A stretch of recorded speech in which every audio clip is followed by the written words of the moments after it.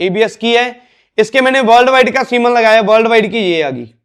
उसके बाद मैंने पीडीएफए का सीमन लगाया, इसके पीडीएफए के बाद फिर ये आ गई। मैं वो लड़का हूं जो एक गरीबी से उठ के, एक बिल्कुल जीरो से उठ के मैंने 2 एनिमल से अपना डेयरी फार्म स्टार्ट किया था, और आज मैं किसी प्लेटफॉर्म के ऊपर खड़ा हूं तो मेरे को एनिमल ने पहुंचाया है।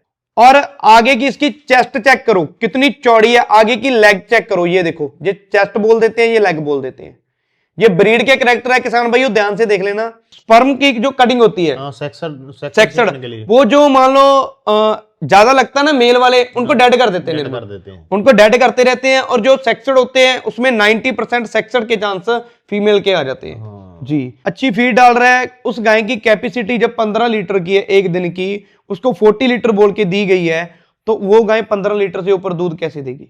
जो फार्म फेल होते हैं ना, आप पूछ रहे हो, इनको दूध का लालच होता है। मतलब दूध का ही तो काम है फिर। नहीं निर्मल भाई, मैं मान लो किसी किसान के घर में गायें उतरी जी, कि यार 10-15 दिन बड़े मुश्किल होते हैं जी, वो 10-15 दिन कैसे निकाले, वो बताओ, डिटेल में बताओ। निर्मल भाई, उस चीज में ऐसा आता है कि जब गाय किसान भाई के घर पे उतर जाती है, तो पंजाब में बोल रहे हैं 1,20,000 में, 15,000 में, 30,000 में आपको 40 लीटर वाली गाय दे देंगे। कौन दे देगा जी? 100% नॉलेज आपको है जी। लेकिन फिर भी क्या जरूरत पड़ी थी कि फ्रांस से आप डेयरी फार्म का ट्रेनिंग का कोर्स ले रहे हो? किसान भाइयों नमस्कार, मालवा फार्म में सभी किसान भाइयों का स्वागत है। आज मालवा फार्म का पहला पॉडकास्ट करने जा रहे हैं हम। आज के पॉडकास्ट में हमारे साथ मौजूद रहेंगे हमारे छोटे भाई सचिन, जशन डेयरी फार्म से, चैंपियन ऑफ द चैंपियंस। इनके साथ बड़ी ही डीपली बात करेंगे डेयरी फार्म के रिगार्डिंग। डेयरी फार्म कैसे शुरू करना है, ब्रीड की केयर कैसे करनी है, कैसे खुद घर की ब्रीड तैयार करनी है, और खुद घर की ब्रीड तैयार करके एक अच्छा प्रॉफिट कैसे लिया जा सकता है। क्योंकि आज के जो हमारे गेस्ट हैं, जे इनकी जितनी तारीफ करें उतनी ही कम है। किसी भी रिंग में चले जाएं, पंजाब में, हरियाणा में, राजस्थान में, इनकी गायें फर्स्ट, सेकंड, थर्ड आती ही आती है। मतलब जिसके पास खुद इतनी नॉलेज है कि उनकी गायें पीडीएफए की रिंग में फर्स्ट, सेकंड, थर्ड आ रही है, तो देख लो वो आपको किस तरीके से गाइड कर सकता है। अगर आप इनसे गायें खरीदते हो तो किस क्वालिटी की गायें आपको मिलेगी। पॉडकास्ट थोड़ा लंबा जाएगा, 1 घंटे के आसपास में, लेकिन पूरा देख लेना। गाय की सिलेक्शन आप पूरी सीख लोगे, डेयरी फार्म कैसे करना है, सारी बातें आपको इसमें समझ आ जाएगी। कहाँ से आप देख रहे हो नीचे कमेंट करके बताना। सचिन नमस्कार भाई। नमस्कार निर्मल और भाई। स्वागत है मालवा फार्म के पहले पॉडकास्ट में आपका। थैंक यू निर्मल भाई। हमने आपको सिलेक्ट किया फर्स्ट एज अ गेस्ट जी। क्योंकि हमें चाहिए था कि जो हमारा पहला गेस्ट आए, चारों एंगल से वो ओके होना चाहिए। नॉलेज भी होनी चाहिए, गाय भी चैंपियन बननी चाहिए, फार्म भी अच्छा होना चाहिए, ब्रीड भी होनी चाहिए। तो सबसे पहले हमारा सवाल यही रहेगा चैंपियन का। जी। जैसे आजकल चारों तरफ हो रहा है, कहीं भी आपकी वीडियो देख लें, चैंपियंस चैंपियंस नीचे कमेंट आ रहे हैं जी। ये सफर कैसा रहा एक गाय से शुरू करके चैंपियन बनना, फिर चैंपियंस ऑफ द चैंपियन बनना? निर्मल भाई, ये एक ऐसी मान लो, पहले ये जो बिजनेस है डेयरी फार्म की लाइन है, ये हमारी ब्लड लाइन जिसे बोल देते हैं। पहले दादाजी कर रहे थे, फिर पापा करने लग गए। उनको देख के देखते मैंने स्टडी की तरफ ध्यान नहीं दिया निर्मल भाई, और धीरे धीरे जैसे घर पे एनिमल आने लग गए तो मेरे को उन एनिमल से प्यार होने लगा। जैसे कि छोटे बच्चे आ गए, उनकी केयर करना, जब बड़े एनिमल आ गए उनको फीडिंग डालना, हरा चारा डालना, केयर टेकर भी रखे हुए थे। लेकिन मैं जब स्कूल से आता था तो मैंने एकदम से बैग अपना साइड पे रखना और सीधा मैं अपने फार्म में घुस जाता था। उनको देखते देखते उनसे प्यार होता रहा। मैंने ये चुना नहीं था कि मैं डेयरी फार्म का बिजनेस कर लूंगा। आज एनिमल ने मेरे को यहाँ पे बिठा दिया, लोग मुझे चैंपियन बोल रहे हैं। किसी भी रिंग में चले जाएं, पीडीएफए की रिंग में चले जाएं, हरियाणा की रिंग में चले जाएं, चाहे राजस्थान की रिंग में चले जाएं, तो उन चीजों को मान लो, ये मैंने उनसे प्यार किया। मैंने उनको ये चीज नहीं देखा कि ये मेरा बिजनेस बनेगा आगे। तो मैंने उनसे प्यार करता रहा। उन्होंने मेरे को जैसे स्टेप बाय स्टेप, कोई आदमी धीरे धीरे, फिर मैं उनके बीच में घुसता गया, मेरे को उसकी नॉलेज आती गई कि फीडिंग किस हिसाब से करनी है, ब्रीडिंग किस हिसाब से, ब्रीड की जज किस हिसाब से की जाती है। तो मैंने पहले खुद की 2 गायें लेके आया था जब डेयरी फार्म मैंने स्टार्ट किया था। 2 गायें से मैंने देखा कि इसके बीच में क्या क्या कमी है। मैं हर एक कंपटीशन में जाता रहा। पहले मैं शुरू से पीडीएफए के कंपटीशन को देखता रहा था। पहले मैं कितने कितने साल देखा आपने कंपटीशन को? मैंने 3 से 4 साल तक देखा निर्मल भाई। क्या सीखा? उसके बीच में मैंने ये नहीं एकदम से मैंने अपने एनिमल ले गया पहली बार में ही तो वहां से मैं चैंपियन बन के आ गया। मैंने पहले वो चीज देखी कि किस हिसाब से जो फॉरेन से जज आते हैं, लोगों के एनिमल देखे, फॉरेन की जजिंग देखी, वो क्या क्या करैक्टर देखते हैं एनिमल के बीच में। तो फिर मैंने वो 2 गायें से जो पीडीएफए के सीमन आते हैं, मैंने वहां से सीमन लिए। पीडीएफ मान लो अपना नाम दे देती है और ये कंपनी है सीमैक्स कंपनी है, सीमैक्स कंपनी के जज आते हैं पीडीएफए की रिंग में। तो उस मान लो उनके करैक्टर देखता रहा कि किस हिसाब से वो अडर चेक कर रहे हैं, किस हिसाब से वो गाय की बॉडी चेक कर रहे हैं, साइड का फ्रेम चेक कर रहे हैं। तो मैंने उस हिसाब से सीमन लगाया। तो मेरे पास 2 गायों के बीच में से दोनों के मैंने सेक्सर सीमन लगवाया। मेरे पास एक हीफर आ गई तो मैंने उस हीफर को रेडी करता रहा। फिर मैंने अगली बार दोबारा जब गाय ने सीमन मांगा, मान लो एआई के लिए रेडी हुई, फिर मैंने उन्हें सीमन लगाया। तो ऐसे ऐसे मैं धीरे धीरे उनके बीच में घुसता गया और ब्रीड के बारे में करैक्टर देखता रहा। फिर मैंने अपनी खुद की 4 जनरेशन रेडी करके फिर मैंने पीडीएफए की रिंग में, राजस्थान की रिंग में एनिमल डाले अपने। अभी 3 से 4 साल से हम रेगुलर कंपटीशन में पार्टिसिपेट कर रहे हैं निर्मल भाई, और बहुत चीजों की नॉलेज आ रही है, अभी भी नॉलेज ले रहे हैं। तो अगर मैं एकदम से ये चीज देख लेता कि दूसरे लोगों को देख के कि मैं एकदम से बड़ा डेयरी फार्म स्टार्ट कर लूं, एकदम से मैं 20-25 एनिमल से स्टार्ट कर लूं, नहीं, पहले मैंने 2 एनिमल देखे, मैंने देखा कि मेरे को नॉलेज आ रही है। उसके बाद स्टेप बाय स्टेप, अगर एकदम से हम छत के ऊपर चढ़ेंगे तो नहीं चढ़ा जाएगा, अगर स्टेप बाय स्टेप चढ़ेंगे तो हम ऊपर तक कामयाब हो सकते हैं। अभी इतनी ज्यादा नॉलेज आपके पास है जी। सबसे ज्यादा बंदा परफेक्ट तब माना जाता है कि ये बंदा परफेक्ट हो गया कि इसकी गाय चैंपियन बन गई। जी। वो गाय भी आपकी चैंपियन बन गई, आपकी बछड़ियां भी चैंपियन बन गई। अभी हम ये कह सकते हैं कि 100% नॉलेज आपको है, लेकिन फिर भी क्या जरूरत पड़ी थी कि फ्रांस से आप डेयरी फार्म का ट्रेनिंग का कोर्स ले रहे हो? किसान भाइयों, हम आपको बता दें, पंजाब में ये अकेला लड़का होगा, इतना एक्सपीरियंस होने के बावजूद भी खुद की गाय चैंपियन बन रही है, फिर भी जहां तक नहीं टिके फ्रांस से डेयरी फार्म की ट्रेनिंग ले रहे हैं। उसकी क्या जरूरत पड़ गई थी भाई? निर्मल भाई, एनिमल एक ऐसी चीज है, डेयरी फार्म एक ऐसी चीज है, जितनी चाहे कोई ये चीज बोल दे कि मेरे को टॉप की नॉलेज आ गई, लेकिन उसकी नॉलेज भी कम पड़ जाती है उस चीजों को देखते। ताकि मैं ब्रीड के अंदर इतना ज्यादा घुस चुका हूं ना, मेरे को रात को सोते हैं तो एनिमल दिखते हैं, हर एक 24 घंटे मेरे माइंड में एनिमल चलते हैं। क्यों? क्योंकि मेरे को इसका नशा हो गया, ड्रग्स से मेरे को एनिमल का नशा हो गया। क्यों हो गया? क्योंकि इनसे प्यार करता हूं। पहली बात तो मैं बिजनेस अलग देखता हूं, इनसे प्यार करता हूं। प्यार को देखते देखते अभी भी खुद के बीच में अगर कोई कमी लगती है, अभी पीडीएफए में हरियाणा में अपनी जो एनिमल है ड्राई गाय अपनी 3rd नंबर पे आई है निर्मल भाई। तो मैंने जो फॉरेन से जज आए थे, मैंने उनको पूछा कि इनके बीच में मान लो क्या ऐसी चीज नहीं है जो 3rd नंबर पे आई है। उन्होंने मेरे को बताया कि इसकी आगे की चेस्ट थोड़ी सी पतली है, तो पीछे की जो लेग है वो थोड़ी सी कमजोर है। उन चीजों को देखते देखते अभी फिर मैंने मान लो 2-3 महीने हो गए मेरे को, जो मैंने मेंबरशिप ले रखी है फ्रांस की, उस चीज में बता रहे हैं मेरे को कि जो भी मेरे किसान भाई आगे डेयरी फार्म की लाइन में आ रहे हैं निर्मल भाई, जो इस लाइन में आ रहे हैं ना, तो उनको मैं कुछ ना कुछ गाइड कर सकूं। अगर वो आगे से मेरे को कोई सवाल पूछे तो उसका मैं जवाब दे सकूं। ये नहीं होना चाहिए कि वो मेरे से सवाल कर रहे हैं, मेरे को उसका कोई जवाब नहीं आ रहा, मैं उनको उस सवाल से हटा के दूसरे सवाल की तरफ बोल रहा हूं। तो सचिन भाई, आप ब्रीडर भी हो, खुद भी ब्रीड तैयार करते हो और आगे ऑल इंडिया में सप्लाई भी करते हो। जी निर्मल भाई। जम्मू कश्मीर से लेकर कन्याकुमारी तक आपका ऐसा कोई भी एरिया नहीं होगा जहां पे जशन डेयरी फार्म की गाय ना गई हो। जी निर्मल भाई। लेकिन होता क्या है, बहुत सारे किसान पंजाब से गायें लेकर चले जाते हैं। उधर गायें जहां तो 10 गायें में से 2-3 गायें मर जाती है, जहां 40 लीटर वाली गायें दूध 10 लीटर देती है, 15 लीटर देती है। आपने गायें बेचने के अलावा वहां पे जाकर भी देखा कि क्या क्या कमी है, वो सुधार भी किया। तो अपना एक्सपीरियंस क्या शेयर करना चाहोगे? बाहर के बंदे गायें लेकर कामयाब क्यों नहीं हो पाते पंजाब सी गायें से? अभी पहली बात तो मैं ये बोल देता हूँ कि निर्मल भाई वो खाली क्या देखते हैं कि यूट्यूब को देख लिया, बहुत से चैनल हैं उनको देख लिया, उन्होंने क्या चीज देखी कि ये तो गाय बहुत अच्छी दिख रही है, ब्लैक एंड व्हाइट कलर देख रहा है, बड़ा आर्डर दिख रहा है, तो ये गाय, सामने वाला भी बोल रहा है कि ये गाय 40 लीटर दूध दे देगी। 40 लीटर दूध दे रही है, कितनी उसकी प्राइस कितना है गाय का? 1,90,000।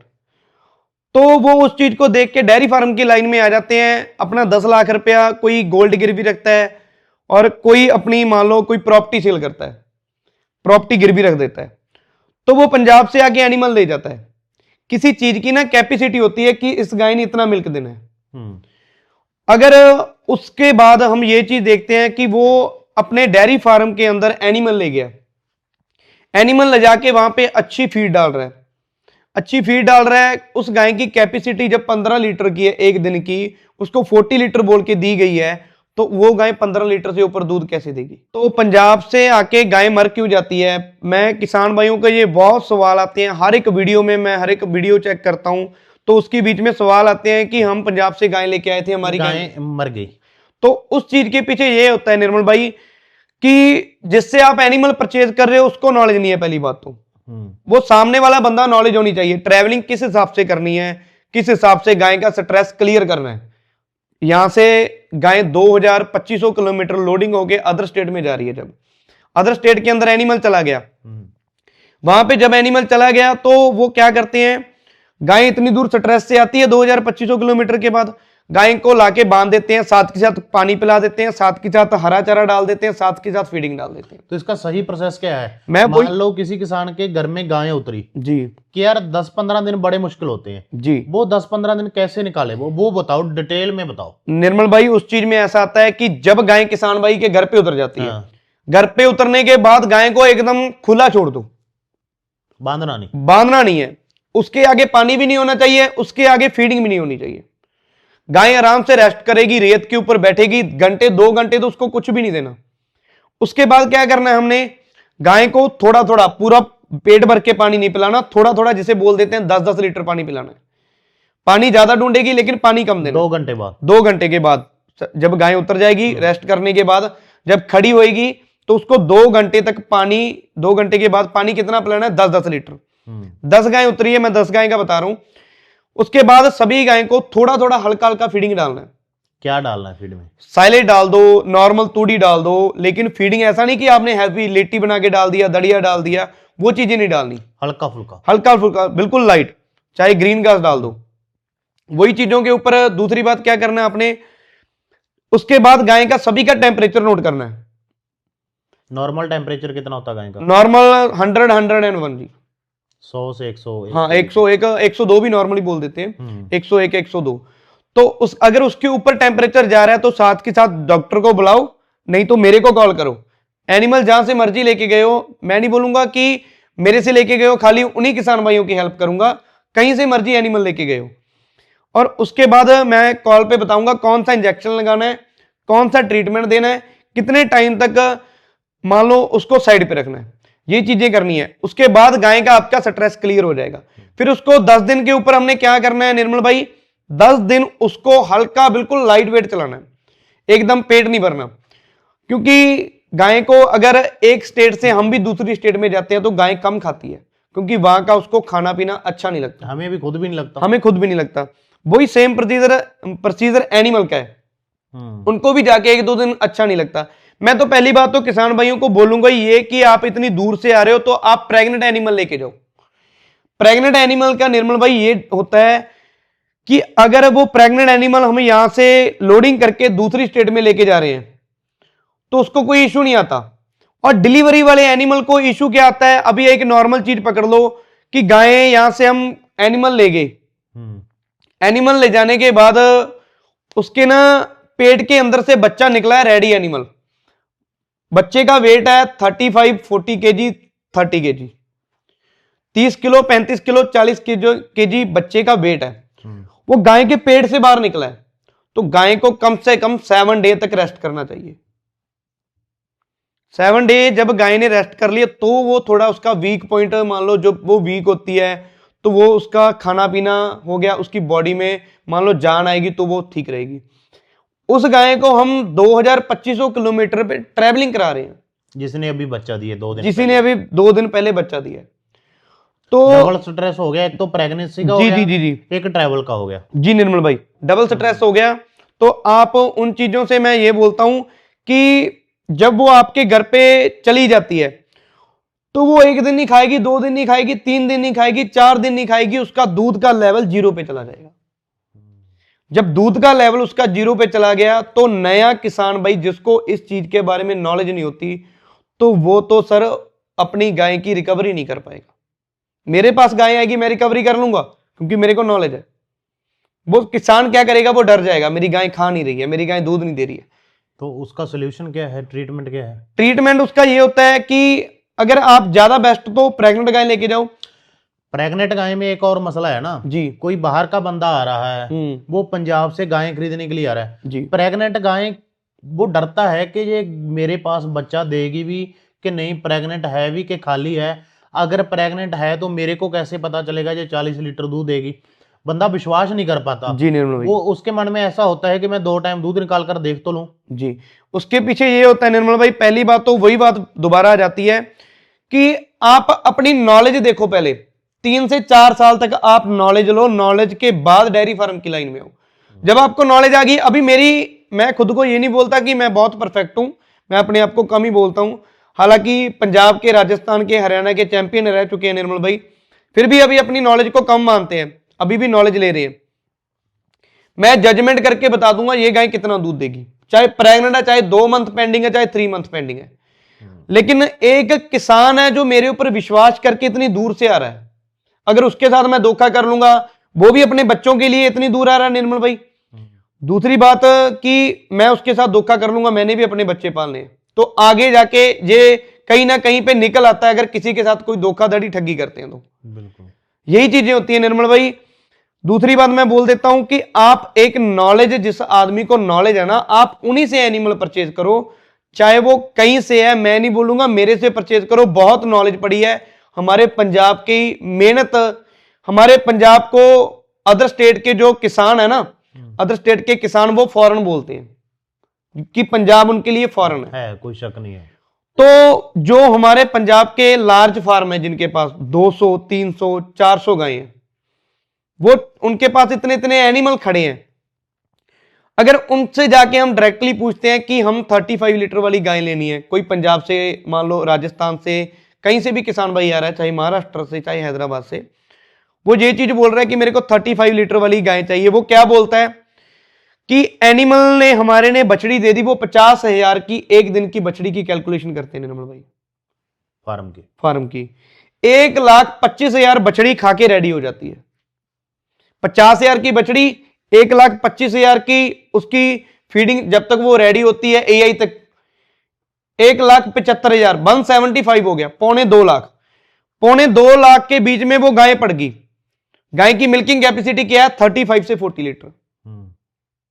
तो पंजाब में बोल रहे हैं 1,20,000 में, 15,000 में, 30,000 में आपको 40 लीटर वाली गाय दे देंगे। कौन दे देगा जी?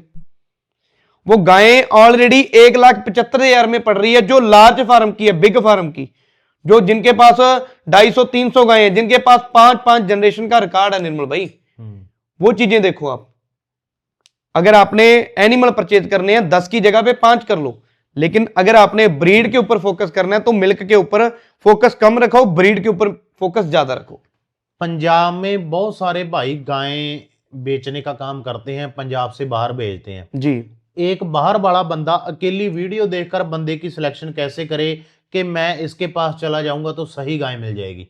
एक व्यापारी की क्या क्वालिटी होनी चाहिए कि वो बंदा बाहर बैठा देखकर सिलेक्ट कर ले कि ये जेन्युइन बंदा है? निर्मल भाई, ये सवाल आपका मेरे को बहुत ही ज्यादा अच्छा लगा, क्योंकि ये मैं किसानों को बताना चाहता था इस चीज के बारे में कि वो पहले, आप क्या देखना है किसान भाइयों, आपने पहले उसकी नॉलेज चेक करनी है, उसको नॉलेज कितनी है। ये नहीं खाली अपनी रेट नहीं देखना कि इसके पास कम रेट है, इसके पास बड़ा ऑर्डर है, इसके पास ब्लैक एंड व्हाइट कलर है। आपने उस चीज को देख के एनिमल परचेज नहीं करने हैं। आपने क्या देखना है, उसकी नॉलेज चेक करो, वो कितने टाइम से काम कर रहा है, उसका खुद का एक्सपीरियंस है, उसका खुद का फार्म है। आप क्या कर लेते हो, आप इस चीज में कंफ्यूज हो जाते हो कि हमें तो जी 90,000 में 1,10,000 में वो गाय का कलर भी ब्लैक एंड व्हाइट था, उसका ऑर्डर भी हमें ऐसा लग रहा था दूध दे देगी, और हमने तो उसको कॉल की और वो हमारे यहां से पंजाब में आके गाय लेके चला गया। उन वजहों से सभी पंजाब वाले जो अच्छा काम कर रहे हैं, मैं नहीं बोलता मैं अच्छा काम कर रहा हूं, बहुत अच्छा काम कर रहे हैं लोग, और वो भी बदनाम हो रहे हैं। आप उसकी पहचान किस हिसाब से करोगे? नॉलेज चेक करो उसकी, वो कितने टाइम से काम कर रहा है। कस्टमर के रिव्यू चेक करो, किस हिसाब का कस्टमर का रिव्यू है। आप उनको पहले कॉल करके एक बात बोलो कि हमने पहले नॉलेज लेनी है जी, आपके फार्म में ट्रेनिंग लेनी है। अगर कोई अच्छा डीलर होगा, अच्छा सेलर होगा, वो बोलेगा हाँ जी मैं आपको नॉलेज दूंगा, आप मेरे फार्म में विजिट करो, 2 दिन रुको, 3 दिन रुको, कोई इशू नहीं है। अगर कोई आपको फंसाने वाला हुआ, वो क्या बोलेगा, कोई बात नहीं सर मैं आपको 10 मिनट रुक के कॉल करता हूं। ये चीजों से आपको खुद को दिख रहा है, आप इन चीजों से बचो। अगर आपने अच्छे एक मान लो डेयरी फार्म लाइन सबसे बेस्ट लाइन है, 15,000 10,000 20,000 की जॉब छोड़ो, अगर इस लाइन में आओगे मैं आपके साथ हूं ऑलवेज। गाय जहां से मर्जी खरीदो, लेकिन नॉलेज मेरे से ले लो और आपका डेयरी फार्म लॉस में नहीं जाने देंगे, इस चीज की दावा है, मेरी गारंटी है। फार्म फेल हो जाता है जी, अगर 10 फार्म खुले, जी, रेशो आती है 7-8 कामयाब होते हैं, जी, 2-3 फार्म फेल हो जाते हैं। जी। कहाँ पे कमी रह जाती है, क्या रीजन रहते हैं, फार्म 1 साल टिक नहीं पाते, बंद हो जाते हैं? निर्मल भाई उनको ना सिर्फ और सिर्फ दूध का लालच होता है। ये जो फार्म फेल होते हैं ना, आप पूछ रहे हो, इनको दूध का लालच होता है। मतलब दूध का ही तो काम है फिर। नहीं निर्मल भाई, ये ब्रीड का काम है, ये दूध का काम है, ब्रीड का काम है। अगर ब्रीड होगी तो वो 50 लीटर दूध दे देगी, वो 70 लीटर दूध दे देगी, वो 80 लीटर भी दूध दे देगी। अगर आपने मिल्क के ऊपर लेना है, खाली क्या देख लेते हैं, उन्होंने क्या चीज देख ली कि कलर कोई हो, गाय क्रॉस हो, गाय का ऑर्डर दिख रहा है दूध वाला, बड़ा ऑर्डर, बड़ा ऑर्डर दिख रहा है, तो वो उस चीज को देख के क्या करते हैं, गाय ले जाते हैं, 70,000 में ले जाते हैं, 80 में ले जाते हैं, 90 में ले जाते हैं, लाख में ले जाते हैं। तो बाद में क्या होता है कि उनको खुद को नॉलेज भी नहीं होती है, नॉलेज नहीं होती, फिर बोलते हैं, मान लो पंजाब से गाय लेके आए थे, गाय में ठगी होगी, नाम पूरे पंजाब का आ जाता है। पंजाब में हम भी, मैं पंजाब का हूं सर, और इसकी वजह से हम भी बदनाम हो रहे हैं। ये आपने बहुत अच्छा एक मान लो चीज पॉडकास्ट के प्रति, लोगों को नॉलेज के प्रति बहुत अच्छा आपने ये किया, और उनकी वजह से इन चीजों को आप वीडियो को ज्यादा से ज्यादा देखना। एनिमल की ये फ्री टाइम की वीडियो है ये फ्री टाइम की वीडियो है, इस टाइम को आप ध्यान से सुनना, पूरी वीडियो देखना, हर एक वीडियो में हर एक पॉइंट में आपको बहुत नॉलेज मिलने वाली है। तो फार्म क्यों फेल हो जाते हैं, वो क्या देखते हैं, वो पंजाब से गाय लेके आए हैं, सुबह गाय को हरा चारा डाल दिया, शाम को गाय को हरा चारा डाल दिया, उसके बाद गाय को लॉक कर दिया, चलो जी अपनी अलग जॉब पे निकल गए। ये नहीं देखना दिन में गाय क्या खाती है, कितना खा रही है, कितना टेम्परेचर है, कोई गाय खा रही है या नहीं खा रही है। ये फीडिंग, ब्रीडिंग, मैनेजमेंट, ये तीनों चीजों अगर आपकी टॉप पे होगी तो आपका फार्म फेल ही नहीं हो सकता, इस चीज की गारंटी है। ये कहां से, फिर वही बात आ जाती है, आप एक जिससे एनिमल परचेज कर रहे हो उस आदमी की नॉलेज चेक करो। ये सभी बात आपने 15-20 लाख रुपए इन्वेस्ट करना ना, तो आप सामने वाले की नॉलेज चेक करके उसके ऊपर पैसा लगा रहे हो, तो सामने वाले आदमी की नॉलेज चेक करो। ब्रीड की सिलेक्शन कैसे करते हो आप? किसी किसान ने ब्रीड खरीदनी है, जी। पैसे भी लगाने के लिए वो 2-2.5 लाख 3 लाख लगाने के लिए तैयार है जी, एक गाय खड़ी है जी, उसको क्या पता जी 30 लीटर दूध देगी, इसमें ब्रीड के करैक्टर क्या है, उसकी सिलेक्शन करने के लिए कौन कौन से पॉइंट आप देखते हो कि ये गाय दूध के कैपेबल है, ये ब्रीड के कैपेबल है? पॉइंट टू पॉइंट बताओ गाय का। पहली बात तो मैं किसान भाइयों को ये चीज बता देता हूं कि आप जिस फार्म से एनिमल परचेज कर रहे हो उनके पास कितनी जनरेशन चल रही है। जनरेशन किस चीज को कहते हैं, नए किसान भाइयों को नहीं पता, पहले जनरेशन एक्सप्लेन करो। जैसे कि अगर मान लो मेरे पास फर्स्ट लैक्टेशन की गाय है, उसने बछड़ी दे दी, और उसने बछड़ी दे दी, उसके आगे बछड़ी होगी, थर्ड जनरेशन होगी, उसकी बछड़ी होगी जो उसके आगे बछड़ी आ गई, मतलब इसकी माँ बाप का रिकॉर्ड क्या है जी, दादा दादी का रिकॉर्ड क्या है, ग्रैंड मदर, सायर, सारे मदर मिल्क, ओवरऑल रिकॉर्ड है जो, वो सारा आपको, ऐसा नहीं कि आपने मुंह से सुन लिया ये रिकॉर्ड डन है, ये गाय नहीं है। आप उसका रिकॉर्ड निकालो, गाय का टैग नंबर निकालो, वो लैपटॉप के ऊपर सर्च करो। सॉफ्टवेयर बड़े महंगे होते हैं, बहुत महंगे जो गाय के निर्मल भाई सेंसर लगे होते हैं ना, वो बहुत महंगे महंगे सेंसर आते हैं एनिमल के। 3-4 लाख के सॉफ्टवेयर आते हैं नॉर्मल निर्मल भाई, ये तो नॉर्मल चीजें हैं। अगर डेयरी फार्म की बीच में लाइन में जिनके पास 250-300 गाय है ना, उनको मैनेजर ही सेंसर करते हैं। ये चीजों से आप, अगर आप स्टेप बाय स्टेप स्टार्ट करोगे, ये मेरी बातों से आपको नॉलेज मिलेगी, 50% नॉलेज मिलेगी। आप जब इसके ऊपर एक्सपेरिमेंट करोगे, प्रैक्टिकल करोगे, 2 गाय से स्टार्ट कर लो। आपको 2 गाय के बाद, 2 गाय से आपने अपना डेयरी फार्म स्टार्ट कर लिया, उसके बाद आप डॉक्टर को भी सिर्फ एआई के लिए बुलाओगे, इस चीज की गारंटी है। अगर आप इनसे प्यार करोगे और इनसे आप मान लो 24 घंटे इनके ऊपर रहोगे, आप इस चीज में, मैं घुस के तो देखो, ये जॉब छोड़ो, आप इस चीज में डेयरी फार्म की लाइन में आओगे तो आपको पता लगेगा। अभी मैं ब्रीड के कैरेक्टर बता देता हूं निर्मल भाई सभी किसान भाइयों को। अभी ये जो स्टैचू है, कहां से, इसकी पहले ऊपर की टॉप लाइन देखो, ये फुल ब्रीड में है। उठाकर एक्सप्लेन अच्छे से करो निर्मल भाई, ये चीज देखो, ये फुल ब्रीड में अभी। इसके ऊपर की टॉप लाइन चेक करो, पहले एक्सप्लेन करते रहो टॉप लाइन ऐसे।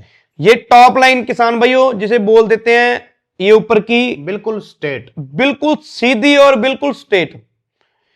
और आगे की इसकी चेस्ट चेक करो कितनी चौड़ी है, आगे की लेग चेक करो, ये देखो, ये चेस्ट बोल देते हैं, ये लेग बोल देते हैं। ये ब्रीड के कैरेक्टर है किसान भाइयों, ध्यान से देख लेना। उसके बाद गर्दन देखो कितनी मोटी और लंबी, गर्दन की लेंथ चेक करो। फिर उसके बाद आ जाता है गाय का फेस। इसका फेस देखो कितना छोटा है, बॉडी के ऊपर देखो हर एक जगह पे पेटा हो गया, लेग होगी, अडर हो गया, हर एक चीज देखो गाय का। और आपने क्या देखना, फेस कितना छोटा है एनिमल का। ये कान का साइज चेक करो, हेड चेक करो, ये सभी चीजें हैं ना जो ये ब्रीड के कैरेक्टर बता रहा हूं आपको। अभी इस एनिमल की आपको बात करें, ये स्टैचू की, इसका साइड फ्रेम चेक करो। ये यहां से इसकी जैसे बोल देते हैं, ये देखो, ये साइड फ्रेम होता है, कितना एकदम दिख रहा है ना, कि जैसे अडर देखो, अडर के नीचे से इसका पेट नहीं जा रहा। जो गाय का पेट है ना वो ऊपर की तरफ है, अडर अच्छा है और पेट ऊपर है। ये ब्रीड के कैरेक्टर होते हैं। गाय की लेग देखो कितनी सीधी, बिल्कुल स्ट्रेट, बिल्कुल सीधी। ये चीजें चेक करो, आपको हर एक ये चीज बोलेंगे कि आप मेरे पास आओ, एनिमल लेके चले जाओ, आप मेरे पास आओ, मेरे पास 90,000 में, लाख में 40 लीटर वाली, 35 लीटर वाली गाय मिलेंगी। लेकिन ये चीजें आपको कोई नहीं बताएगा। बताएंगे क्यों नहीं, क्योंकि सभी को पैसा कमाने की पड़ी है जी। किसान आए, गाय खरीद कर लेकर जाएं, हमारी जेब भर दें जी। और अभी आप ये स्टैचू से आपको बहुत नॉलेज मिलेगी। ये चीज चेक करो आप, अडर देखो कितना अच्छा, बिल्कुल कंपैक्ट। पीछे से देखो, चाहे आपने ना इसका 10 लैक्टेशन, जो ब्रीड के कैरेक्टर है ना किसान भाइयों, चाहे 10 लैक्टेशन तक इससे मिल्क ले लेना और इसका अडर घुटनों के नीचे नहीं जाएगा, जो ब्रीड का एनिमल होगा। क्योंकि उनके जो जनरेशन बाय जनरेशन, आप मान लो जनरेशन बाय जनरेशन अपना डेयरी फार्म स्टार्ट करोगे ना, तो आपको पता लग जाएगा कि मैं अपनी बछड़ी, जो मेरी बछड़ी, अगर आपने घर पे 40 लीटर वाली बछड़ी जब रेडी की ना, तो आप उस चीजों से ये देखोगे कि मैं 40 लीटर वाली बछड़ी 2 लाख की भी नहीं सेल करूंगा। तो पंजाब में आपको कहां से 2 लाख का एनिमल मिल जाएगा? पंजाब में आपको फर्स्ट लैक्टेशन की बछड़ी जिसकी मिल्किंग कैपेसिटी 50 लीटर की होगी, तो 2 लाख में भी नहीं कोई देगा। जब आप रेडी करोगे, इस लाइन में घुसोगे, फिर आपको पता लगेगा। जनरेशन पे काम कैसे किया जाता है, ये तो ब्रीड के कैरेक्टर आपने बता दिए। खुद घर की ब्रीड आप तैयार करते हो। आपकी बछड़ी पीडीएफए में 100 से प्लस बछड़ियां थी किसान भाइयों हरियाणा में, जिसमें से इस लड़के की बछड़ी पहली पोजीशन पे आई। पीडीएफए में टॉप 10 में आ जाए ना, बहुत बड़ी बात होती है। ये 100 बछड़ी, 110-20 बछड़ियां थी, पहले नंबर पे लेकर चले गए आप। 107 थी टोटल जी। 170 107 जी निर्मला भाई, 107 बछड़ियां थी, पहले नंबर पे ले गए भाई जी। और लोगों की आंखें खुली की खुली रहेगी भी, ये लड़के ने कर क्या दिया। वो ब्रीड तैयार करिए आपने आपके घर की जी। किसान कैसे तैयार करे होम ब्रीड, क्योंकि कब तक पंजाब गाय खरीदने के लिए आते रहेंगे। मैं एक और बात बताना चाहता हूं किसान भाइयों को, कि जब मैं पीडीएफए की रिंग में गया ना, रिंग से पहले 2 दिन पहले वहां पे विजिट करना होता है। मान लो अपनी स्टोरी मिल जाती है, जैसे बोल देते हैं तंबू मिल जाते हैं, स्टोरी मिल जाती है। उस स्टोरी के बीच में जब मैंने अपने एनिमल उतार के लेके गया तो 2-3 किसान ऐसे थे जिनको नॉलेज नहीं थी, और वहां पे बड़े बड़े डेयरी फार्म भी थे, उनको नॉलेज नहीं थी। उन्होंने क्या चीज देखा, वो बछड़ी को देख के ये छोटी सी, ये क्या करेगी, ये क्या करेगी, इसका हाँ, पसलियां ज्यादा दिख रही हैं। पसलियां, ये तो लिस्सी है, ये तो ऐसी है, इसकी पतली पतली टांगे हैं, बॉडी वेट वाला एनिमल जीतेगा। ये मैं सुनता रहा किसी की, क्योंकि गिराने वाले बहुत होते हैं बिल्कुल, और आगे बढ़ाने वाला कोई कोई होता है। अगर आपकी मेहनत रहेगी ना, आप जरूर एकदम सक्सेसफुल होगे। ये मेहनत के पीछे ही मैं यहां तक पहुंच गया। मेरे को पता नहीं था कि अगर मैंने स्टडी नहीं की इतनी, किसान भाइयों, मैंने +2 तक स्टडी की हुई है। मैं सभी किसान भाइयों को बता दूं, मैंने +2 तक स्टडी की हुई है, क्योंकि मैंने +2 के बाद भी मेरे पापा बोल रहे थे कि आप पढ़ लो, आप जो कॉलेज में लगना उस कॉलेज में लग जाओ। अच्छी मेरे को मान लो एजुकेशन के बारे में बोल रहे थे। मैंने पापा को एक ही बात बोल दी कि मैंने बिजनेस नहीं, मैंने इनसे प्यार करना है, मैंने जो भी डेयरी फार्म स्टार्ट करना है, मैंने सिर्फ और सिर्फ एनिमल का काम करना है। मेरे को उस चीज का, निर्मल भाई, इतना ज्यादा नशा हो चुका था ना कि मेरे को हर एक जगह पे एनिमल दिख रहा था। और आज इनकी वजह से मैं यहां तक पहुंच गया कि जो चीज कभी माइंड में सोची भी नहीं थी, अगर इस चीज में मेहनत की निर्मल भाई, तो आज मेरे एनिमल फॉरेन से आके जज विनर निकाल रहे हैं, पूरे पंजाब में सिलेक्शन कर रहे हैं मेरे एनिमल की। तो मैं इतना खुश नसीब हूं जो मैंने इस लाइन को मान लो सिलेक्ट किया। तो अभी बताओ फिर खुद की ब्रीड किसान कैसे तैयार करें? निर्मल भाई, उस चीज के पीछे ये होती है, पहली बात तो आप एनिमल लेके जाओ पंजाब से कि कहीं पे इनब्रीडिंग नहीं होनी चाहिए। इनब्रीडिंग के बारे में मैं आपको बताऊंगा, ध्यान से आप उस चीज को भी सुनना। आपने पंजाब से एनिमल परचेज कर लिया, मान लो 1.5 लाख के आपने 5 एनिमल परचेज कर लिए, और आप उसका रिकॉर्ड छोड़ो, पंजाब वाला रिकॉर्ड छोड़ो, उनके सीमन देखो भी, जो आगे उनके 5 एनिमल के सीमन लगा हुआ है, वो सीमन कैसे हैं, कौन सी सीमन है, अलग अलग सीमन है, उसकी मदर तो नहीं उस सीमन की है। आपने उसके बाद क्या करना है, जब दोबारा एआई का टाइम आएगा ना, दोबारा जब एआई का टाइम आया, आपने गाय का डीएनए टेस्ट करवाना है। डीएनए टेस्ट करवाने के बाद आपने बछड़ी का डीएनए टेस्ट करवाना है, और उसके बाद जिस सीमन की अगर आपकी गाय एबीएस की है, तो आप उसके वर्ल्ड वाइड का सीमन लगाओ, CRI गैलेक्सी का सीमन लगाओ, कोई भी सीमन लगाओ, पीडीएफए का सीमन लगाओ। लेकिन अगर आपने सेम ब्लड लाइन, अगर उसकी मदर एबीएस की है, आपने उसके सीमन भी एबीएस लगा दिया, तो वहां पे इनब्रीडिंग हो जाती है।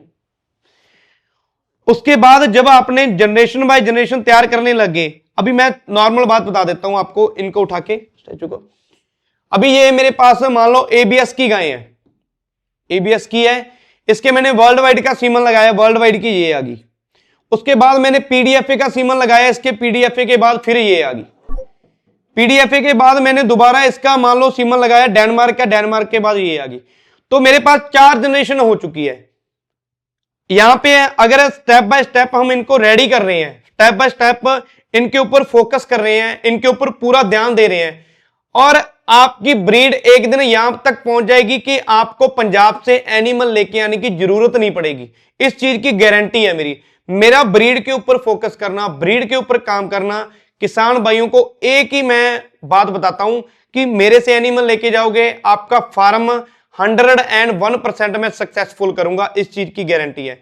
दूसरी बात बोल देता हूं, जब आपने मान लो आपके पास 4 जनरेशन का माल आ गया ना, आपके पास 4 जनरेशन के एनिमल आ गए, तो उसके बाद आप 5वीं जनरेशन तक इनब्रीडिंग नहीं हुई, 6ठी जनरेशन तक आप इनब्रीडिंग कर सकते हो। 6ठी जनरेशन के बाद, क्योंकि आपके पास कम से कम इनब्रीडिंग होने में 5 जनरेशन तक इनब्रीडिंग नहीं होनी चाहिए, उसके बाद इनब्रीडिंग हो रही है तो कोई इशू नहीं है। सचिन भाई, बहुत सारे किसान भाइयों को पता ही नहीं है, वो नीचे कमेंट कर देते हैं हमें एबीएस ब्रीड की गाय चाहिए, हमें डेनमार्क ब्रीड की गाय चाहिए, जबकि एबीएस तो कंपनियां हैं, ब्रीड तो एचएफ है या जर्सी है। इसके बारे में थोड़ा सा डिटेल में एक्सप्लेन करो किसान भाई, अभी भी अटके पड़े हैं एबीएस ब्रीड, डेनमार्क ब्रीड जी, WWS ब्रीड। ये निर्मल भाई, मेरे को भी इस चीज की कॉल आती थी, मेरे को क्या बोलते हैं किसान भाई जिनको ब्रीड के बारे में परख नहीं है, नॉलेज नहीं है, तो वो क्या चीज बोलते हैं कि मेरे को एबीएस की गाय चाहिए, मेरे को वर्ल्ड वाइड की गाय चाहिए, मेरे को पीडीएफए की गाय चाहिए। तो किसान भाइयों ये बात बिल्कुल ध्यान से सुनना, एबीएस एक कंपनी है, वर्ल्ड वाइड एक कंपनी है और पीडीएफए एक संस्था है। उस चीज के ऊपर क्या होता है कि ब्रीड एक ही है, एचएफ, ब्रीड एक ही एचएफ। ये जो कंपनी है ना, इन्होंने बुल खरीद रखे हैं, अलग अलग बुल खरीद रखे हैं, जैसा कि मान लो हैमर हो गया, एबीएस ब्रूड हो गया, पॉइनर हो गया, स्ट्राइकर हो गया, ये एबीएस कंपनी के बुल हैं। और वर्ल्ड वाइड के बाद बता देता हूं आपको, जैसे कि टेड का हो गया, मिल्की का हो गया, कैस्पर्ड का हो गया, तो ये उनके कंपनियों के बुल हैं अलग अलग।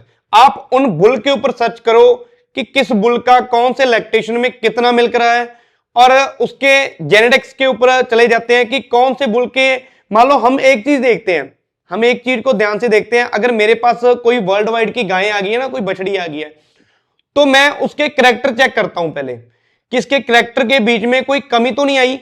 अगर उस चीज में कोई कमी आती है, उस बुल के अंदर कोई कमी आती है मेरे को, तो मैं अगली बार और सीमन लगवाता हूं कोई, और उसमें देखता हूं कहीं पर गाय का अडर तो नहीं नीचे जा रहा। उस बुल का मान लो सीमन लगाया, उस बुल के सीमन की वजह से गाय के अडर में तो नहीं कोई दिक्कत आई, अडर तो नहीं घुटनों से नीचे जा रहा, किसी गाय की टॉप लाइन में तो नहीं दिक्कत है। ये सभी चीजें आपको बुल के ऊपर अगर आप सर्च करोगे ना, सिंगल सिंगल बुल के ऊपर सर्च करोगे तो आपको पता लगेगा। और वर्ल्ड वाइड कौन सी भी कंपनी है मान लो, और वर्ल्ड वाइड जो कंपनी है बहुत अच्छे आजकल सीमन चल रहे हैं वर्ल्ड वाइड के, सीमैक्स हो गया, जो पीडीएफए की संस्था वो सीमन परचेज करती है उनसे, जो सीमैक्स हो गया, ये कंपनियों के ऊपर अगर आप कंपनियों में बोलोगे कि मेरे को इस कंपनी का मान लो एनिमल चाहिए, कंपनी का एनिमल नहीं मिलता, गाय ब्रीड एक ही एचएफ, उनके बुल होते हैं, उनके बुल के ऊपर सर्च करो। ये नॉलेज अगर आप लोगे तो नॉलेज के बीच में आपको बहुत सी चीजें और भी देखने को मिलेगी।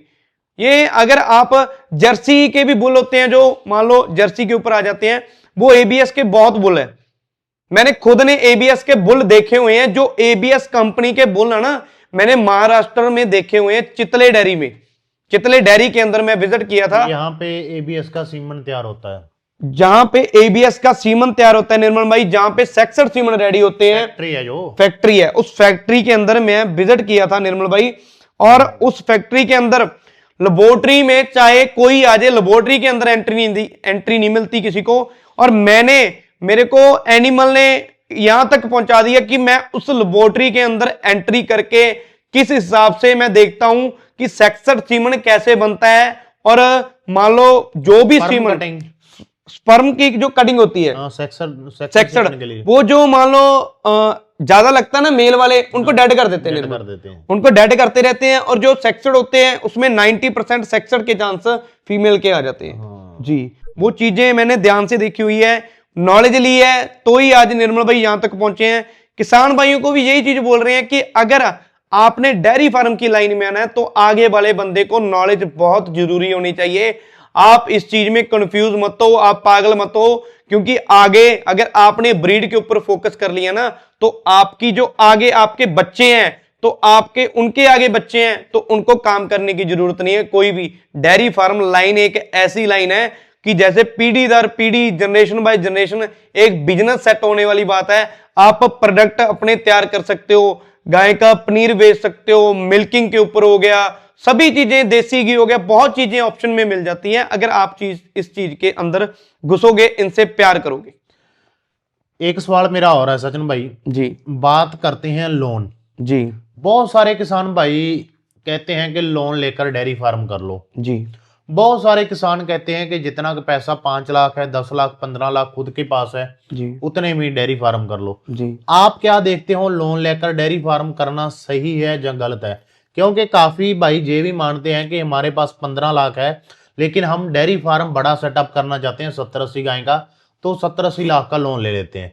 आप किस पॉइंट ऑफ व्यू से देखते हो, और आगे किसानों को क्या सजेशन करते हो जो आपके पास गाय खरीद कर लेकर जाते हैं? निर्मल भाई, मैं बताना चाहता हूं सभी किसान भाइयों को कि जो 60 लाख, 70 लाख, 80 लाख का लोन लेते हैं, ये बहुत बड़ी बेवकूफी है। उनको क्या करना चाहिए, जिनके पास तो पैसा पड़ा है, वो तो खाली पैसा इन्वेस्ट कर देते हैं और 5-5 आदमी अपने लगा देते हैं, डेयरी फार्म शुरू कर लेते हैं। जो एक अभी यहां तक पहुंचना कोई मान लो ये चीज नहीं है कि आप कर नहीं सकते हो, मेरा आपको ये बोलने का तरीका ये नहीं है कि आप कर नहीं सकते हो, आपके लिए बोल रहा हूं किसान भाइयों, अगर आपके मन के अंदर मेहनत है, आप 5 गाय का लोन स्टार्ट कर लो। शेड के ऊपर ज्यादा पैसा इन्वेस्ट करने की जरूरत नहीं है, क्योंकि शेड ने आपको इनकम नहीं देना, आपको जो प्रॉफिट होने वाला है वो एनिमल ने देना है। अगर आपने नॉर्मल शेड डाल रखा है ना, बिल्कुल नॉर्मल, 1 लाख से 2 लाख पे नॉर्मल शेड डल जाता है निर्मल भाई, बिल्कुल नॉर्मल। छप्पर वाला, हाँ छप्पर वाला डालो, चाहे मान लो टीन वाला डालो, टीन वाला डालो, तो उसके बीच में एक शीट आती है, बबल शीट बोल देते हैं, बबल शीट लगा के उसके अंदर हीट नहीं आती, ऊंचाई में डालोगे तो नहीं हीट आएगी। आपने 2 लाख रुपया शेड के ऊपर लगा दिया, उसके बाद अगर आपके एनिमल बहुत ही ज्यादा अच्छे हैं, टॉप, आपने उनकी केयरिंग की, क्योंकि जो आदमी मेहनत करेगा, जो लोन लेगा, मान लो जिसे बोल देते हैं, क्योंकि मैं भी उस टाइम से गुजरा हूं, जो गरीब आदमी लोन लेता है ना निर्मल भाई, गरीब आदमी ने लोन ले लिया, वो क्या करेगा, मेहनत करेगा एनिमल के ऊपर,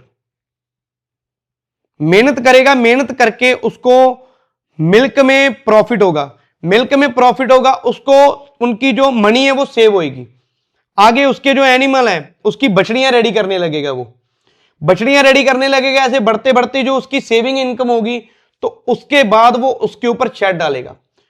शेड बना लिया जब, तो उसके पास जनरेशन तो वही चल रही है, और उनकी हिफर तैयार कर करके उसके पास जब, क्योंकि एनिमल बढ़ते जाएंगे, दूध भी बढ़ता जाएगा, दूध बढ़ता जाएगा, उसकी इनकम बढ़ती जाएगी, तो इस हिसाब से उसको लोन की जरूरत नहीं है। जब उसकी लोन की 5 एनिमल की ईएमआई क्लियर होगी, उसका लोन क्लियर हो गया, तो वो अपने आप को ये बोलेगा कि अभी मैं सुकून से हूं, मेरे पास मेरा डेयरी फार्म भी रह गया, और मेरे पास मेरा शेड भी बन गया, मेरे पास मेरी जनरेशन बाय जनरेशन एनिमल तैयार हो गया, और आगे मैंने अपने बच्चों के लिए एक सेटअप रेडी कर दिया। आप क्या मानते हो, कोई किसान 10 गायें खरीदने के लिए पंजाब आ रहा है, उनमें से बछड़ियां कितनी खरीदनी चाहिए, फर्स्ट लैक्टेशन की कितनी खरीदनी चाहिए, सेकंड की कितनी खरीदनी चाहिए? निर्मल भाई, अगर तो किसान भाई फर्स्ट लैक्टेशन की हिफर को तो मैं थोड़ा कम बोलूंगा कि कम लेके जाए। रीजन क्योंकि यहां पे वो किसान क्या करते हैं, वो दूध के ऊपर ज्यादा चलते हैं, बाहर वाले महाराष्ट्र के उनके टेंडर होते हैं, क्योंकि मैंने देखा महाराष्ट्र में विजिट करके 5-4 बार महाराष्ट्र जा चुके हैं, कर्नाटका में भी गए हुए हैं, बेलगाम की तरफ गए हुए हैं। वो क्या चीज देखते हैं निर्मल भाई, कि उनको खाली दूध तक का, क्यों, क्योंकि उनके घर ही दूध से चलते हैं, और कोई इनकम ही नहीं है, और कोई उनके पास इनकम नहीं है निर्मल भाई। गवर्नमेंट भी उनको अच्छा लोन देती है, एनिमल के ऊपर अच्छा लोन देती है, तो वो क्या करते हैं, उनको सेकंड लैक्टेशन, फर्स्ट लैक्टेशन वाली गायें जो हीफर है इतना दूध नहीं निकालती जितना सेकंड लैक्टेशन वाला एनिमल दूध निकालता है। इसलिए अगर आपको फर्स्ट लैक्टेशन वाला लेना है एनिमल, आप 10 में से 3 डाल लो, 7 एनिमल लेने हैं तो वो सेकंड लैक्टेशन वाले लो। सेकंड लैक्टेशन वाले आपके घर पे जाके दूध निकालेंगे, आपके घर पे जाके उन्होंने जाते सार मिल्किंग पे स्टार्ट हो जाना है। फर्स्ट लैक्टेशन वाली का ये नहीं पता कि वो 35 लीटर भी दे सकती है, वो 15 लीटर भी रह सकती है। अगर आपने फर्स्ट लैक्टेशन वाली के ऊपर अच्छा पैसा लगाया हुआ है, अगर उसकी आपने जनरेशन चेक करके एनिमल लिया हुआ है, तो वो उस फार्म के एनिमल, जिस फार्म से आप परचेज कर रहे हो, उस फार्म का एनिमल 35-40 लीटर फर्स्ट लैक्टेशन में मिल्क निकाल रहा है, तो वो आपका बजट हिला देगा, वो आपका 5 गाय का बजट छोड़ देगा। एक सजन भाई, जैसे आपने बोला कि बाहर के किसान ज्यादा दूध पे ध्यान देते हैं, जी निर्मल, ये बात सच है कि वो दूध पे ध्यान देते हैं। पंजाब के किसान काफ को सेल करते हैं 1 दिन 2 दिन, जिसकी एज होती है 50,000 60-70,000 में, अगर गायें चैंपियन है 1-1.5 लाख में काफ सेल हो जाता है। जी निर्मल भाई, बाहर के किसानों को काफ की डाइट प्लान बताओ, जन्म से लेकर 2-3 महीने तक काफ को रेडी कैसे किया जाए, कितना दूध पिलाना है, कितनी डाइट देनी है। जब हम किसान को कह रहते हैं कि भाई 3-4 लीटर दूध पिलाना है, तो वो कह रहते हैं भाई हमारा तो दूध 40 रुपए सेल होता है, इतना दूध हम इसको पिलाएंगे तो हमें क्या बचेगा। जी, ये उनका बहुत ही, मान लो उनका माइंड जिसे बोल देते हैं ना निर्मल भाई, कि जो मान लो किसान भाई एक चीज देख लेते हैं कि अगर हमने बछड़ी को दूध पिलाने लगे तो हमारा दूध कम हो जाएगा। तो उसके बीच में ये होता है कि किसान भाइयों, अगर आपने मान लो एक बछड़ी तैयार करनी है ना, अच्छे सीमन की आपके पास बछड़ी है, अगर अच्छे सीमन की आपके पास बछड़ी है, उसको आपने रेडी किस हिसाब से करना है मैं आपको बताऊंगा। और उस बछड़ी की कीमत आपकी जो आपने रेडी की होगी 12 मंथ, 1 साल की बछड़ी की कीमत कम से कम 125-130 के नियर अबाउट होगी। उस चीज को रेडी कैसे करना है मैं आपको बताऊंगा। अगर आप उस चीज के ऊपर फोकस करोगे, ध्यान दोगे, आपको बार बार पंजाब में आने की जरूरत नहीं है। अगर आप उस चीज में ध्यान दोगे ना, अगर आपने ये चीज देख ली कि मैं घर पे अपनी बछड़ियां रेडी कर रहा हूं, तो आपका सारा माइंड, आपका सारा ध्यान, 1-2 बार आप 5 बछड़ियां 4 बछड़ियां रेडी करके तो देखो, आपका माइंड देखना ये बोलेगा कि मेरे को बहुत सुकून मिल रहा है, मैंने अपने फार्म की बछड़ी रेडी की और मेरे को इतना ज्यादा सुकून मिला जिसका कोई मान लो ठिकाना ही नहीं है। उस खुशी को कोई महसूस नहीं कर सकता जो मैं महसूस कर सकता हूं। उसको रेडी किस हिसाब से करना है वो चीज देखिए आप। जैसा कि बच्चा दे दिया गाय ने, साथ की साथ ये नहीं कि आपने जो गाय की मैली बोलते हैं जेर डलने तक वेट नहीं करना, साथ के साथ बच्चे को दूध पिला देना तुरंत उसको पकड़ के उसके मुंह के अंदर उंगल डाल के और बच्चे को मान लो थन से लगा देना है और वो पिएगा। जब उसने पी लिया, थोड़ा एक्टिव हो जाएगा, तो साथ की साथ उसको 1 से 2 दिन के लिए बछड़े को, जब बछड़ी है जब बछड़ी को आपने एक पिंजरे में डाल देना। पिंजरे में डालेंगे उसको 3 मंथ के लिए परमानेंट। पिंजरे में क्यों डालेंगे? क्योंकि उसकी एनर्जी है वो वेस्ट नहीं होगी। नहीं तो हम खुला छोड़ देते हैं, बांध देते हैं, वो घूम के घूमती है इधर उधर, उसकी एनर्जी वेस्ट होती जाती रहती है, उसने ग्रोथ नहीं करनी। फिर जो एनर्जी ग्रोथ को जानी है वो भाग के वेस्ट कर देती वेस्ट हो जाती है, क्योंकि भागेगी, थकेगी, फिर वो करेगी। क्योंकि पिंजरे के अंदर उतनी जगह होती है बछड़ी के बैठने की, सीधी रहती है बिल्कुल। और आपने 10 दिन पहले तो उसको पहले 10 दिन दूध पिलाना है बढ़िया। कितना? 2 से 2.5 किलो, जितना 2 किलो 2.5 किलो, एक बोतल भर के, जैसे बोतल आता अपना 2 लीटर का, वो बोतल सुबह पिला दो, वो बोतल शाम में पिंजरे में लग जाती है वो बोतल ही। उसके बाद 10 दिन के बाद आपने क्या स्टार्ट करना है? उसका कफ स्टार्टर, फीड एक कटोरी में डाल देना, जितनी खाएगी। 500 ग्राम हो गया, चाहे 1 kg हो गया, जितना वो खाना धीरे धीरे स्टार्ट करेगी। उसके आगे मतलब खुली 24 घंटे पड़ी रहनी चाहिए। उसके आगे 24 घंटे पड़ी रहनी चाहिए। दूध उसको 2 टाइम पिलाना चाहिए। और जो उसका पानी है, वो पानी भी उसके आगे, एक साइड में फीड, एक साइड में पानी भी, और एक बकेट में फीड भी, दोनों बकेटों में 24 घंटे पड़ी रहने चाहिए जी। 24 जितना पानी पिए जितनी फीड खाए। हाँ, और दूध सुबह शाम। और जब बच्ची होगी 1.5-2 महीने की, फिर तो दूध ज्यादा पिएगी। नहीं, दूध जितना, फिर वैसे उसका दूध का जैसे हमें पता लगता रहता ना भी उसकी क्षमता, वो पहले में अगर पिलाएंगे वो 2 लीटर भी नहीं कंप्लीट पीगी।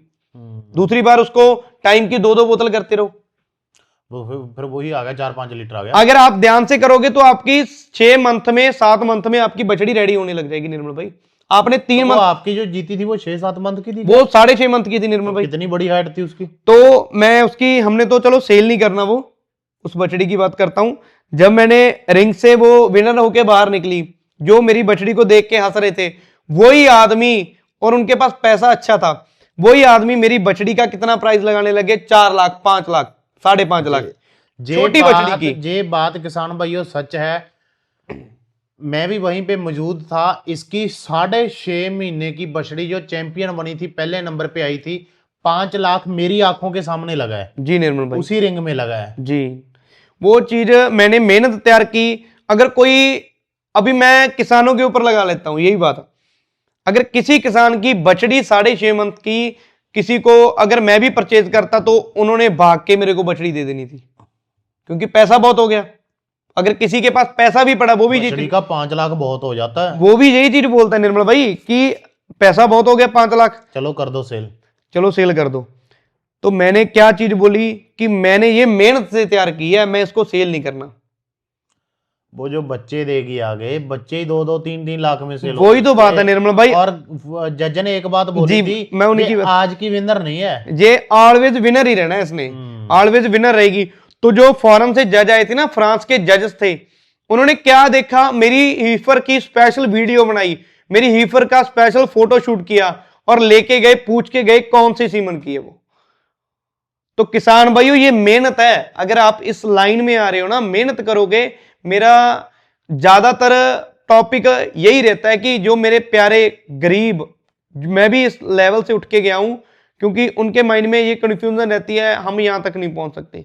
मेहनत करने से आप आगे जाओगे, कोशिश करने वालों की कभी हार नहीं होती। अगर आप डेयरी फार्म की लाइन में आओगे, मैं आपको गारंटी से, दावे से, एक अपने यकीन से, अपने विश्वास से एक ही चीज बोलूंगा कि आप इस लाइन में अगर प्यार करोगे एनिमल को तो आपको प्रॉफिट ही प्रॉफिट है। तो जो भी मेरे को अदर स्टेट से किसान देख रहे हैं, उन किसानों के लिए एक मैसेज है कि आप डेयरी फार्म की लाइन में आ रहे हो, जो बहुत अच्छी लाइन है।